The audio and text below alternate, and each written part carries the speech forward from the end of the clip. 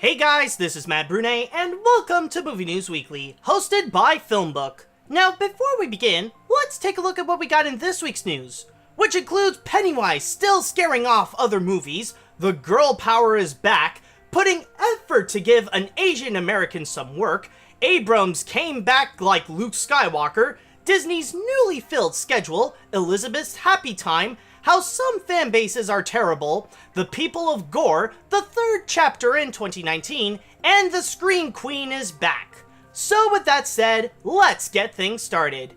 Not even Michael Keaton or Jennifer Lawrence could get rid of this clown. It has managed to take down the new movies from this week in order to remain in first place at the box office this weekend by still performing quite well with $60 million.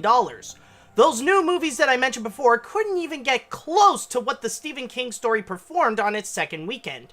American Assassin managed to get up to second place with less than $15 million, while Mother has polarized audience to where it can only get up to third place with about $7.5 million. Meanwhile, the older movies are still gathering up the crumbs, with Home Again getting more than $5 million, The Hitman's Bodyguard with around $3.5 million, and Annabelle Creation earning more than $2.5 million. One thing to note about the latter is that this would officially make the film earn a total of $100 million at the domestic box office. Now we could say that it's legit! Patty Jenkins has signed on with Warner Brothers in order to direct the sequel of Wonder Woman.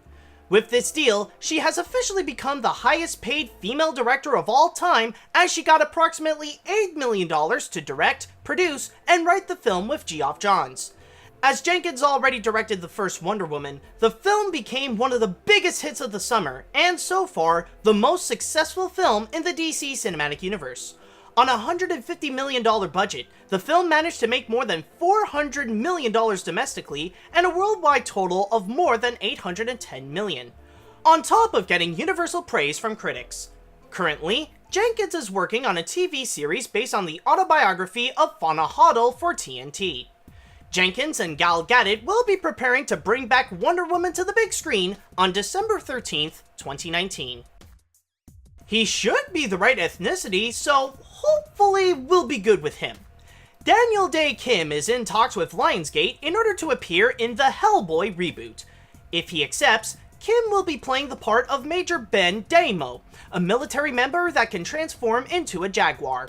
Last month, the role was originally assigned to Ed Skrein, but the casting went into a bit of controversy when social media called the move another example of whitewashing a character that's originally Asian American in Hollywood. Due to the negative response, Skrein decided to step down in the hopes that the role would be given to someone of the right ethnicity. Lionsgate stated, "It was not our intent to be insensitive to issues of authenticity and ethnicity, and we will look to recast the part with an actor more consistent with the character in the source material." Recently, Kim had to quit with Grace Park from acting in the CBS show Hawaii Five-0 due to a demand of getting equal pay to the white actors in the series. Personally, my faith in the 9th installment has been restored. Disney and Lucasfilms announced that after a few days since Colin Trevorrow left the project, J.J. Abrams will return to the franchise as co-writer with Chris Terrio and director of Star Wars Episode 9. Kathleen Kennedy, the president of Lucasfilm, stated, "With The Force Awakens, JJ delivered everything we could have possibly hoped for, and I am so excited that he is coming back to close out this trilogy." Last week, Colin Trevorrow and Lucasfilm decided to split ways over creative differences with the script for the 9th installment.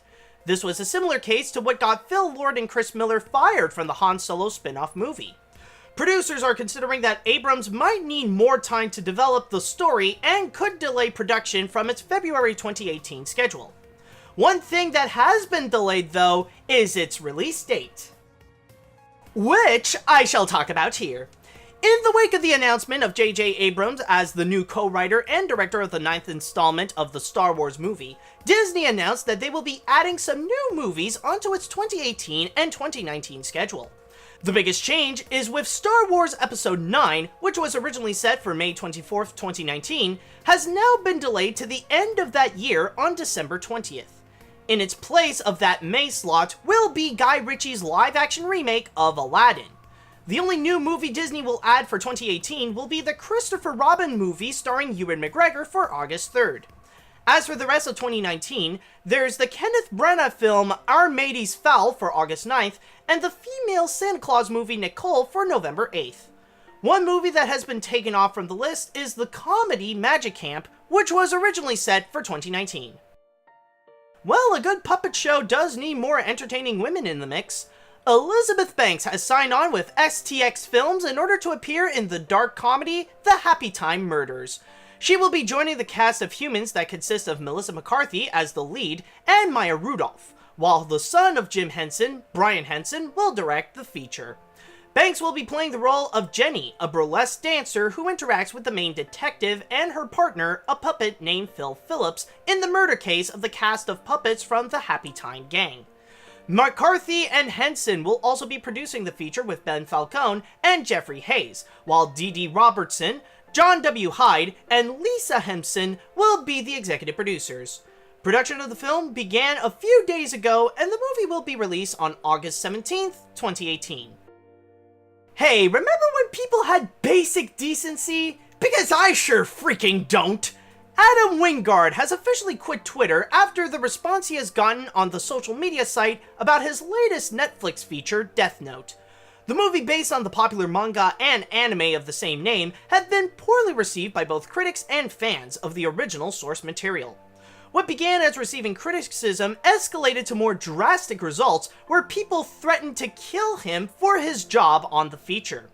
This led to Wingard to leave the social media platform by saying, "Sorry trolls, but the artist always wins in the long run. I love how many people feel personally attacked by the previous tweet. It's almost like troll bait. Those that bit expose themselves. Film criticism is different than bitching at filmmakers on Twitter." On Rotten Tomatoes, the movie currently has a 40% score with an average rating of 4.6 out of 10. No, there's no violence, I think, and it's not about Al Gore. This is the one with Vidal. Netflix has announced some additional actors that will appear in the biopic of Gore Vidal starring Kevin Spacey. Based on the 2015 biography Empire Itself, A Life of Gore Vidal by Jay Parnini, who is also writing the movie, takes a look into Vidal's life in the early 1980s, where he escaped California to his home in Italy at La Rondiana in order to cure his writer's block. The new actors included are Michael Stuhlbarg as Gore's companion, Howard, Douglas Booth and Friva Mavor as a couple on vacation that's been screwed over by Gore, Griffin Dunne as Leonard Bernstein, and Nikolai Kinski as Rudolf Nureyev. The film will be directed by Michael Hoffman, and Netflix is setting the movie to be released on the streaming service in 2018. John is out for some crazy action again. Lionsgate has officially announced the release date for the third installment of the action movie John Wick. While no other information has been confirmed about the movie, it is expected that the main heads of the franchise will return, including director Chad Stahelski, writer Derek Kolstad, and Keanu Reeves as the title role.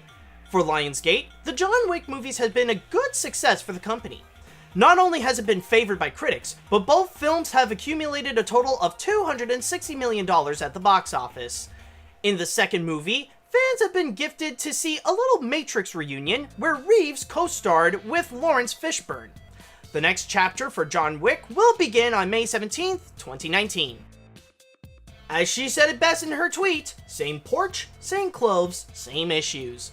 Jamie Lee Curtis announced on Twitter that she will be reprising her role as Laurie Strode in the upcoming reboot of Halloween by Blumhouse Productions and Universal Pictures. Curtis previously played the role that made her an icon in the horror genre in the first Halloween back in 1978, the sequel, H20, 20 years later, and Resurrection. The movie will be directed by David Gordon Green, and he will write it too with Danny McBride, while the co-creator of the original movie, John Carpenter, will executive produce. Carpenter stated, "David and Danny both came to my office recently with Jason Blum and shared their vision for the new movie, and wow, they get it! I think you're gonna dig it. They blew me away." Michael Myers will be returning to give Strode a good scare on October 19th, 2018. And that's all I've got for this week. Thank you guys so much for watching, and don't forget to head on down to film-book.com for all the latest movie and TV news, along with their columns on the box office and their theatrical release schedule. Also, you can follow them on whatever social media you'd like. And while you're at it, you can follow me on my YouTube, Facebook, and Twitter if you're more into stuff like animation, Disney, and my weird sense of humor. If you were watching this on YouTube, then hit that like button and come subscribe to us, and also leave a little comment on what you think on the news this week. If you were listening to this on a podcast on iTunes or any other podcast service, then don't forget to rate and review what you just heard. Tune in next time for another round of Movie News Weekly, and until next week, see you later, dudes!